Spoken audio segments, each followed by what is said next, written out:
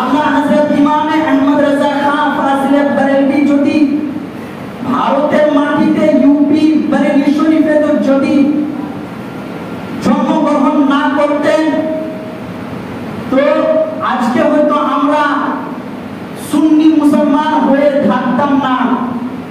আজকে আমাদের ঈমান চুরি করে নিত। আমরা জুব্বা পাগড়ি টুপি তো লাগাতাম, কিন্তু আমাদের ভিতরে ঈমান থাকতো না, আমাদের ঈমান শেষ হয়ে যেত।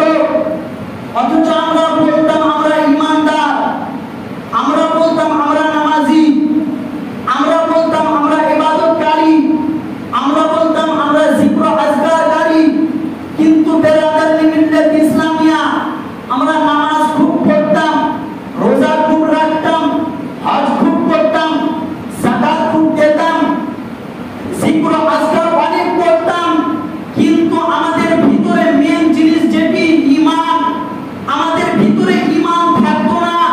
বেরাদার মিল্লাত ইসলামিয়া এক সময় নবী পাক সাল্লাল্লাহু তাআলা আলাইহি ওয়াসাল্লামের যুগ থেকে নিয়ে সেই যুগ পর্যন্ত নবীজির ব্যাপারে সবাই সহিহ সত্য আকীদা রেখেছে, সত্য মন্তব্য রেখেছে, কিন্তু সেই যুগটি যখন আসলো, আসার পর অনেক নামধারী মুফতি বের হলো, নামধারী মাওলানা বের হলো।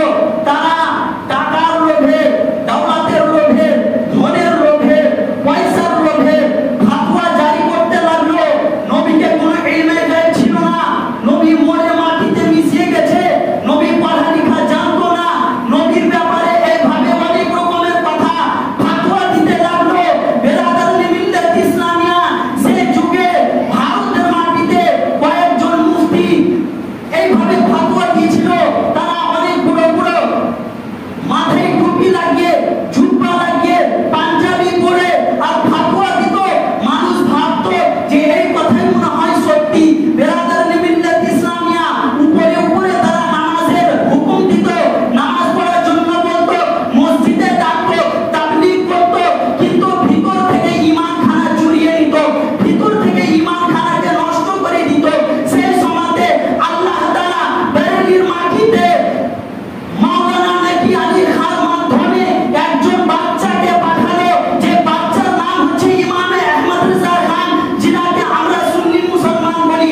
আলা হযরত সে বাচ্চা এই পৃথিবীতে আসলো ভারতের মাটিতে।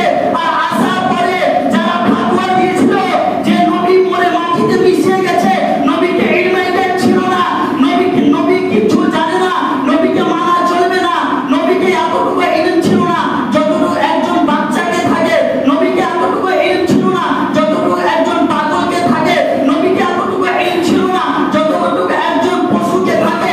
এইভাবে যারা ফতোয়া দিয়েছিল তাদের বিরুদ্ধে আলা হযরত বলল, হে মুস্তাকে রাসূলেরা, শুনো, তোমাদেরকে আমি বলে যাই, তোমরা হচ্ছ একজন গুমরাহ, তোমরা হচ্ছে একজন কাফের, তোমাদের বিরুদ্ধে আমি কাফেরের ফতোয়া দিয়ে দিলাম। সুবহানাল্লাহ। আলা হযরত কে জানেন? ইনি হচ্ছেন আলা হযরত। নবীর যুগ থেকে নিয়ে সেই যুগ পর্যন্ত সবাই নবীকে মানলো, নবীকে ইলমে গায়ব আছে, হাদিসে প্রমাণ। নবী মাটিতে মরে মাটিতে মিশায়নি, এই আকীদা সবার আছে। নবী অনেক বড় নবী, পড়াশোনা জানতেন, সবার আকীদা আছে। সেই সময়তে একজন সৌদি আরবের মাটিতে একজন ব্যক্তি জন্ম নিয়েছিল, যার নাম হচ্ছে মুহাম্মদ বিন আব্দুল ওয়াহাব নজদি। সে মুহাম্মদ বিন আব্দুল ওয়াহাব নজদি জন্ম নেওয়ার পর সে বড় হলো, আর বড় হওয়ার পর সে সিংহাসনে বসার চেষ্টা করলো, আর বসে গেল শেষ পর্যন্ত। বসার পর অনেক বড় বড় ফতোয়া দিয়ে দিল। বেরাদার, এইদিকে আমি যাবো না, এর যদি জীবনী পড়তে যাই তো অনেক দূর হয়ে যাবে। ইনশাআল্লাহ আমি আগামী জুমাতে বলবো। যে কথা আমি বলার জন্য এসেছি সেটি বোঝায়। এই মুহাম্মদ বিন আব্দুল ওয়াহাব নজদি ফতোয়া জারি হয়েছিল যে যতগুলো কবর আছে মদিনাতে সমস্ত কবরকে ভেঙে দাও, নবীজির যেমন গুম্বাদ উঠা আছে গম্বুজ, সেভাবে উঠেছিল হযরত ফাতিমা জাহরার কবরেও গম্বুজ উঠেছিল, মানে জনের কবরের গম্বুজ উঠেছিল। সবকে ভেঙে দেওয়ার জন্য সে আদেশ দিল, বুলডোজার চালিয়ে সমস্তকে ভেঙে দিল আর মাটিতে মিশিয়ে দিল, সবকে যেন জানতে না পারা যায় যে এখানে কবর ছিল। এভাবে ফাতোয়া দিল। আর তাকে মেনে কিছু লোক এই ভারতের মাটিতে আসলো, কিছু মৌলবি মুফতি নামধারী। আর আসার পরে তারা এবার কিন্তু ফাতোয়া দিতে লাগলো, কিতাব লিখতে লাগলো, বই লিখতে লাগলো। নবীকে ইলমে গায়ব ছিল না, মানে নবীজি গায়বের খবর জানে না, এই কথা লিখলো। নবীজি মরে মাটিতে মিশিয়ে গেছে, এই কথা লিখলো। অনেক রকমের কথা লিখলো আর তারা ফাতোয়া দিতে লাগলো। সেই সমাজে আলা হযরত ইমাম আহমদ রাজা খান ফাজিল বেরেলভী ফাতোয়া দিলেন যে যারা এইগুলা কথা বলে, যারা লিখে, যারা এই আকীদা রাখে, তারা হচ্ছে কাফের। বিশেষ করে চারটি মৌলবীর উপরে, চারটি দেওবন্দি ওয়াহাবি মৌলবীর উপরে আলা হযরত ফাতোয়া দিয়েছিলেন যে এরা পাক্কা কাফের। আর এদেরকে যারা কাফের না মানবে, এদের উপরে যারা সন্দেহ করবে কাফের হওয়াতে, তারাও হচ্ছে কাফের।